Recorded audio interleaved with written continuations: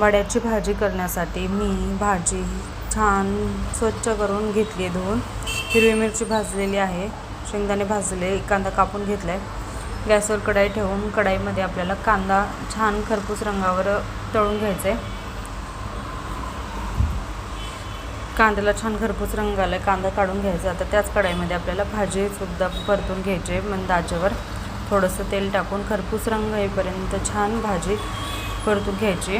भाजी परतल्याच्या नंतर ती खूप थोडीशी होते, बघू शकताय। भाजी परतून त्याच्यातलं पूर्ण पाणी आपल्याला आटून घ्यायचं आहे। भाजी टाकल्याच्या नंतर त्याला थोडंसं पाणी सुटते, बघा आता पूर्ण छान खरपूस रंग आला की भाजीला असा रंग येतो। आता हे सगळं मिश्रण आपल्याला मीठ टाकून मिक्सरच्या जारमध्ये ग्राइंड करून घ्यायचं आहे। इतकी टेस्टी लागते, तुम्ही अशा पद्धतीने एकदा आंबाड्याची भाजी नक्की बनवून बघा। हे बघा मिक्सरला ग्राइंड केल्याच्या नंतर भाजीला असा रंग आणि चव तर खूप छान येते, एकदा नक्की बनवून बघा।